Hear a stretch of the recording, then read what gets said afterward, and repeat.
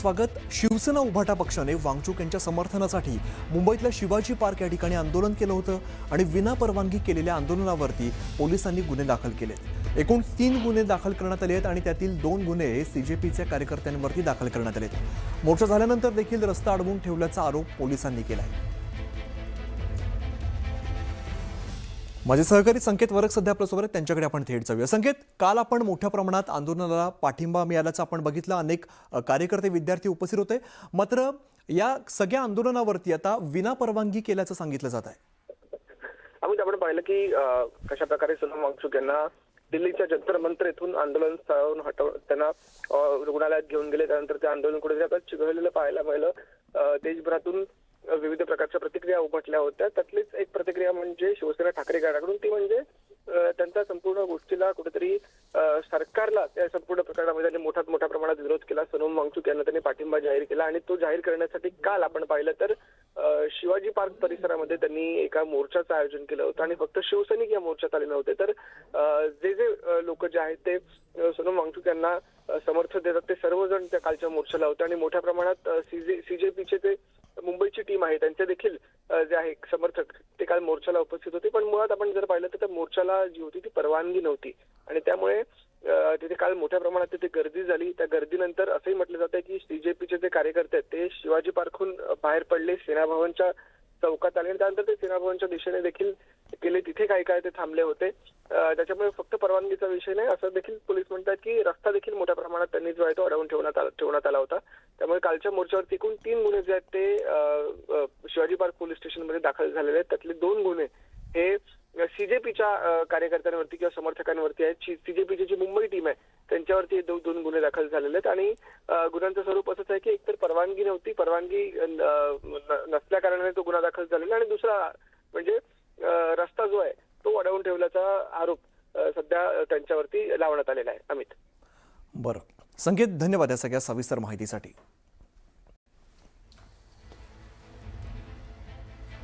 दरम्यान पुण्यातील FTI संस्थेमध्ये वांगचूक यांच्या समर्थनासाठी विद्यार्थ्यांनी आंदोलन केलंय आणि दिल्लीतील जंतर मंतरवरती सुरू असलेल्या आंदोलनाला पाठिंबा देण्यासाठी पुण्यातील FTI मध्ये सुद्धा विद्यार्थ्यांनी आंदोलन केलंय। केंद्रीय शिक्षण मंत्री धर्मेंद्र प्रधान यांनी राजीनामा द्यावा या मागणीसाठी हे आंदोलन पार पडलं।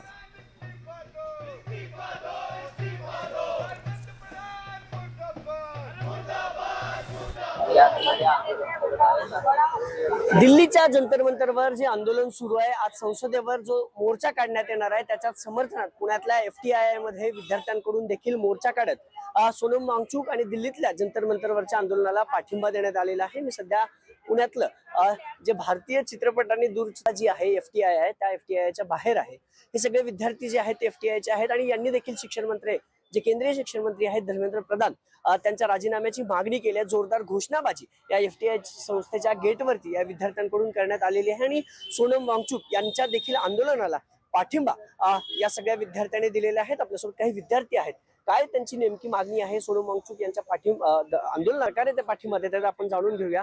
दादा, काय मागणी आहे तुमची नेमकी? दिल्लीतल्या आंदोलनाला तुम्ही पाठिंबा देताय का? आज पुन्हा लाठीचार्ज झालाय तिथल्या विद्यार्थ्यांवर असं देखील मागणी खूप क्लिअर आहे। धर्मेंद्र प्रधान जे आपले शिक्षण मंत्री आहेत त्यांचा आम्हाला राजीनामा हवा आहे, ही खूप क्लिअर कट मागणी आहे। गेल्या 1.5 महिन्यांपासून आंदोलन सुरू आहे कॉर्पोरेट जनता पार्टीचं आणि त्याबरोबर सोनम वांगचूक जेव्हा जोडल्या गेले, त्या सोनम वांगचूक जेव्हा स्टेजवर आमरण उपोषण करत होते त्या उपोषणाच्या मधून त्यांना उठून घेऊन जाणं हे मला वाटतं काहीतरी लोकशाहीची आणि आपल्या कॉन्स्टिट्यूशनची हत्या आहे आणि हे खूपच आपण जे आता वेळेत चाललो आहे हे खूप मला असं वाटतं खूप चुकीच्या ठिकाणी आपला देश पोहोचतोय आणि सगळे युवा म्हणूनच आम्ही आज आमचं स्टुडंट असोसिएशन FTIचं जे आहे ते आम्ही एकत्र आलो आहोत। आमची मागणी एक आहे की धर्मेंद्र प्रधाननी इस्तिफा द्यावा।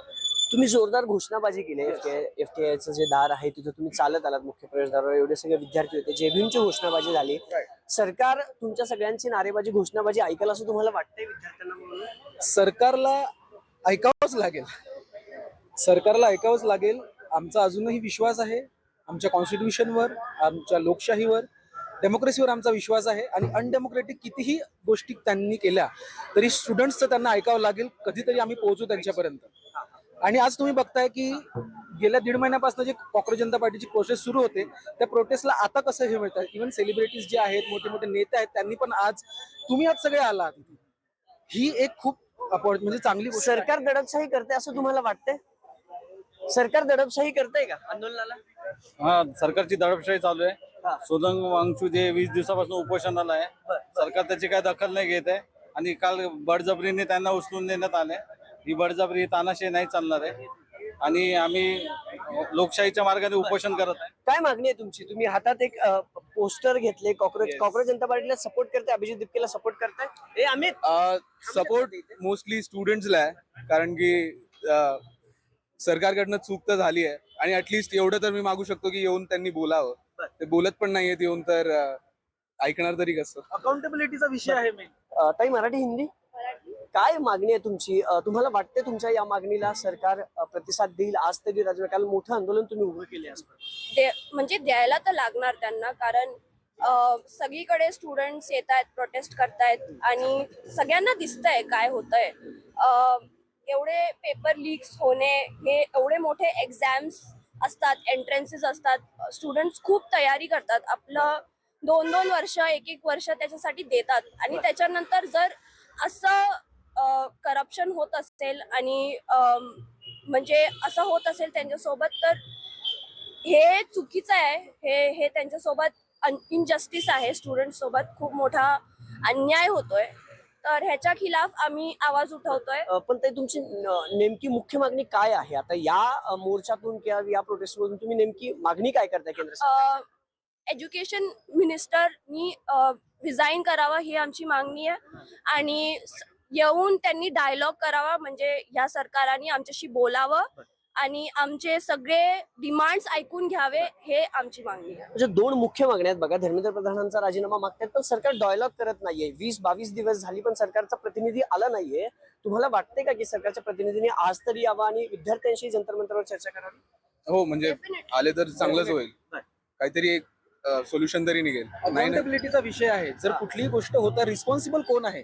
त्यांनी रेजिग्नेशन हा एक रेजिग्नेशन मिळून काही गोष्टी बदलणार असं नाही. अकाउंटेबिलिटीचा विषय आहे. जर त्यांनी अकाउंटेबिलिटी घेतलीच नाही तर मग फेथ कसा राहणार लोकांचा एज्युकेशन सिस्टीम मध्ये? एज्युकेशन सिस्टीम इज फाउंडेशन गोष्ट आहे. इथे FTI मध्ये गव्हर्नमेंट इन्स्टिट्यूशन आहे. तळागाळातनं लोक येऊन फिल्म मेकिंग ते शिकतात. हे गव्हर्नमेंट इन्स्टिट्यूशन मुळे 2 ज्या मुख्य मागण्या आहेत. आता FTIच्या जे मुख्य प्रवेशद्वार आहे पुण्यातल्या लॉ कॉलेज रोडचं, तिथं या विद्यार्थ्यांनी हा सगळा आंदोलन केली होते. सोनम वांगचूक यांच्या आंदोलनाला पाठिंबा, केंद्रीय शिक्षण मंत्री धर्मेंद्र प्रधान यांचा राजीनामा आणि ऍटलिस्ट सरकारच्या प्रतिनिधींनी जंतर मंतरवरच्या विद्यार्थ्यांशी ऍटलिस्ट संवाद साधावा, म्हणजे काहीतरी मार्ग निघेल अशी मागणी या विद्यार्थ्यांनी केलेली पाहायला मिळते. अभिजित कोते, न्यूज 18 मराठी, पुणे. तर पुण्यातल्या विद्यार्थ्यांच्या आपण या सगळ्या मागण्या आपण ऐकल्या. तर नीट परीक्षा पेपरफुटीच्या मुद्द्यावरून केंद्रीय शिक्षण मंत्र्यांचा राजीनामा मागत दिल्लीच्या जंतर मंतर मैदानावरती सुरू असलेल्या आंदोलनाला अमरावतीमधून देखील मोठा पाठिंबा मिळतोय. अमरावतीच्या बाबासाहेब आंबेडकर चौकात स्पर्धा परीक्षा करणारे विद्यार्थी हे आक्रमक झाले आणि अमरावतीत भगतसिंग आणि बाबासाहेब आंबेडकरांचे फोटो घेऊन विद्यार्थी रस्त्यावरती उतरलेले आहेत. केंद्रीय शिक्षण मंत्री धर्मेंद्र प्रधान यांच्या राजीनाम्याची मागणी केली जाते. सामाजिक कार्यकर्ते सोनम वांगचूक आणि अभिजित दिपके यांच्या आंदोलनाला पाठिंबा देण्यात आला. नरेंद्र प्रधानांनी इस्तिफा तर दिलाच पाहिजे. ते त्यांची तर नैतिक जबाबदारी होती, ते त्यांनी आधीच दिला पाहिजे. पण त्यांना आत्मा नावाची काही चीजच नाही. ते सडलेले आहेत ते लोक. काही राजीनामा वगैरे काही देणार नाही आणि राजीनामा दिला म्हणून ही लढाई काही थांबणार नाही. आम्हाला एज्युकेशन सिस्टममध्ये बदल हवा म्हणजे काय? जे कंट्रोल बोर्ड आहे त्याच्यावर आम्हाला CBI याच्यासारखी एखादी एजन्सीच पाहिजे. काही ना काही तर कंट्रोल ठेवावं लागेल ना त्याच्यावर. कोणी आलं की उठसूट पेपर 8 आणि 4,000 रुपयासाठी तुम्ही पेपर विकता आणि काही कोणाच्या काही जीवाची किंमत आहे की नाही? जर आता हे सरकार जागा झालं नाही आणि आज संध्याकाळपर्यंत जर कोणता निर्णय आला नाही, निर्णय म्हणजे काय, तर जो धर्मेंद्र प्रधान आहे याने राजीनामा दिला पाहिजे. हा राजीनामा झाला, फक्त राजीनामा होऊन चालणार नाही, तर शिक्षण व्यवस्थेमध्ये काहीतरी बदल करावे लागतील आणि हे बदल करणं गरजेचं आहे. तर नागपुरामध्ये सुद्धा कॉक्रोच जनता पार्टीच्या आंदोलनाच्या पार्श्वभूमीवरती संविधान चौकात मोठा पोलीस बंदोबस्त तैनात करण्यात आला आहे. सोनम वांगचूक यांच्या समर्थनार्थ नागपुरात शांतता मार्च आयोजित करण्यात आला आहे. वराडी चौकातील परवानगी नाकारल्यानंतर संविधान चौकामध्ये आंदोलन करण्याचा निर्णय घेण्यात आला आहे आणि या आंदोलनामध्ये शिवसेना, उभाटा आणि विविध सामाजिक संघटना या सहभागी होणार आहेत.